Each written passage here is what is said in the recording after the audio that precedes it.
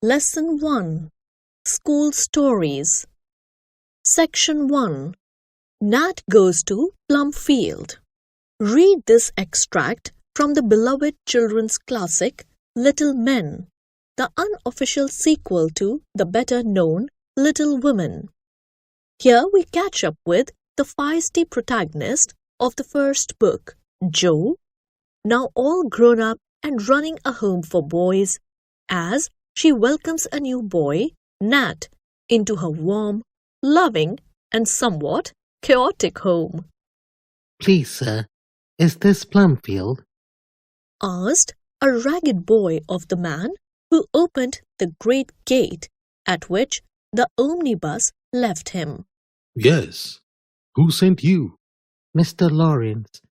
I've got a letter for the lady." "All right. Go up to the house and give it to her. She'll see to you, little chap." The man spoke pleasantly, and the boy went on, feeling much cheered by the words. Through the soft spring rain that fell on sprouting grass and budding trees, Nat saw a large square house before him, a hospitable-looking house with an old-fashioned porch, wide steps, and lights shining in many windows. Neither curtains nor shutters hid the cheerful glimmer. Pausing at a moment before he rang, Nat saw many little shadows dancing on the walls, heard the pleasant hum of young voices, and felt that it was hardly possible that the light and warmth and comfort within could be for a homeless little chap like him. "I hope the lady will see to me," he thought, gave a timid rap with the great bronze knocker, which was a jovial griffin's head. A rosy-faced servant maid opened the door and smiled as she took the letter which he silently offered. She seemed used to receiving strange boys, for she pointed to a seat in the hall and said with a nod, "Sit there and drip on the mat a bit, while I take this in to Mrs." Nat found plenty to amuse him while he waited and stared about him curiously, enjoying the view, yet glad to do so unobserved in the dusky recess by the door. The house seemed swarming with boys who were beguiling the rainy twilight with all sorts of amusements. There were boys everywhere, upstairs and downstairs, and in the ladies' chamber, apparently, for various open doors showed pleasant groups of big boys, little boys, and middle-sized boys in all stages of evening relaxation, not to say effervescence.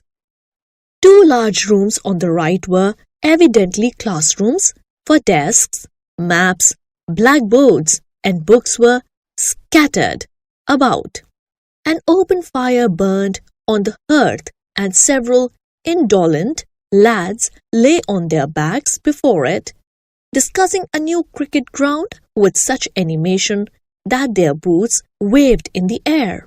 A tall youth was practicing on the flute in one corner, quite undisturbed by the racket all about him. 2 or 3 others were jumping over the desks.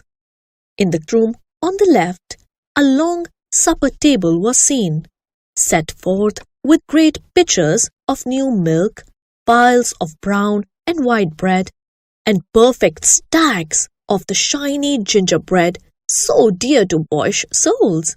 A flavour of toast was in the air, also suggestions of baked apples, very tantalizing to one hungry little nose and stomach. So absorbed did Nat become in this exciting race that he ventured farther and farther out of his corner, when one very lively boy came down so swiftly that he could not stop himself, but fell off the banisters with a crash that would have broken any head but one rendered nearly as hard as a cannonball by 11 years of constant bumping. Nat forgot himself and ran up to the fallen rider expecting to find him half dead. The boy, however, only winked rapidly for a second, then lay calmly looking up at the new face with a surprised, Hello, hello. returned Nat, not knowing what else to say, and thinking that form of reply both brief and easy. Are you a new boy? Asked the recumbent youth without stirring. Don't know yet. What's your name? Nat Blake. Mine's Tommy Banks. Come up and have a go, will you? And Tommy got upon his legs, like one suddenly remembering the duties of hospitality. Guess I won't, till I see whether I'm going to stay or not. Returned Nat, feeling the desire to stay increase every moment. The boy reading on the stairs looked up with a pair of big brown eyes, and after an instant's pause, as if a little shy, he put the book under his arm and came soberly down to greet the newcomer, who found something very attractive in the pleasant face of this slender, mild-eyed boy. Have you seen Aunt Jo? He asked, as if that was some sort of important ceremony. I haven't seen anybody yet, but you boys. I'm waiting. Did Uncle Laurie send you? Proceeded Demi, politely but gravely. Mr. Lawrence did.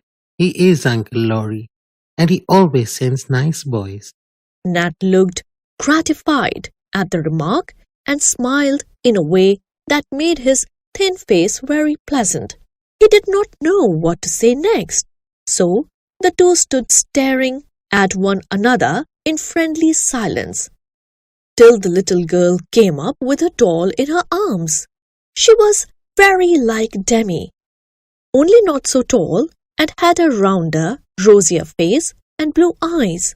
This is my sister Daisy, announced Demi, as if presenting a rare and precious creature. The children nodded to one another. The little girl's face dimpled with pleasure, as she said affably, I hope you will stay. We have such good times here, don't we, Demi? Of course we do. That's what Aunt Jo has Plumfield for. It seems a very nice place indeed, observed Nat, feeling that he must respond to these amiable young persons. It's the nicest place in the world, isn't it, Demi?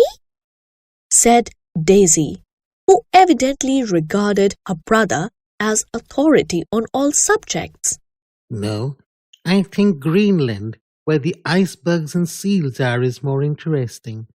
But I'm fond of Plumfield, and it is a very nice place to be in, returned Demi, who was interested just now in a book on Greenland.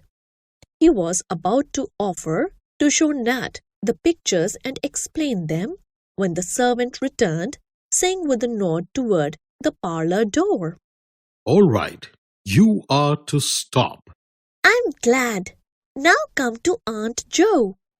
And Daisy took him by the hand with a pretty protecting air which made Nat feel at home at once. Demi returned to his beloved book, while his sister led the newcomer into a back room where a stout gentleman was frockling with two little boys on the sofa, and a thin lady was just finishing the letter, which she seemed to have been rereading. Here he is, Auntie, cried Daisy. So, this is my new boy. I'm glad to see you, my dear, and hope you will be happy here, said the lady, drawing him to her and stroking back the hair from his forehead with a kind hand and a motherly look, which made Nat's lonely little heart yearn towards her. She had a merry sort of face that never seemed to have forgotten certain childish ways and looks, any more than her voice and manner had. These things hard to describe, but very plain to see and feel. made her a genial, comfortable kind of person, easy to get on with and generally jolly, as boys would say.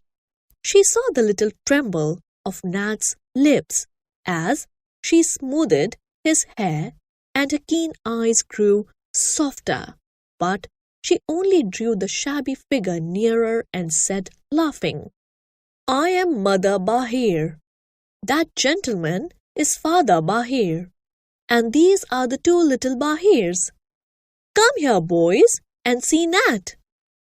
The three wrestlers obeyed at once. The stout man, with the chubby child on each shoulder, came up to welcome the new boy. Rob and Teddy merely grinned at him. But Mr. Bahir shook hands and, pointing to a lower chair near the fire, said in a cordial voice, "There is a place all ready for thee, my son. Sit down and dry thy wet feet at once." "Wet? So they are. My dear, off with your shoes this minute.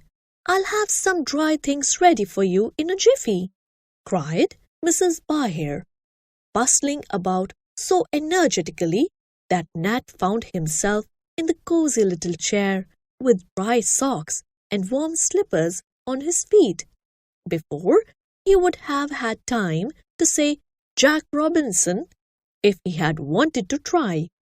He said, "Thank you, ma'am." instead, and said it so gratefully that Mrs. Bahir's eyes grew soft again, and she said something merry because she felt so tender, which was a way she had.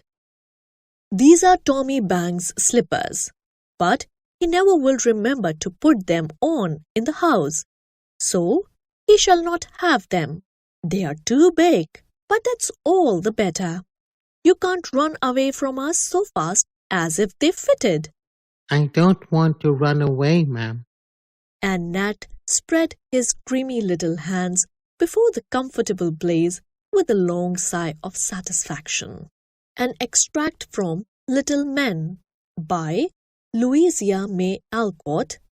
Louisa May Alcott, 1832 to 1888, an American writer, was best known for her timeless Little Woman.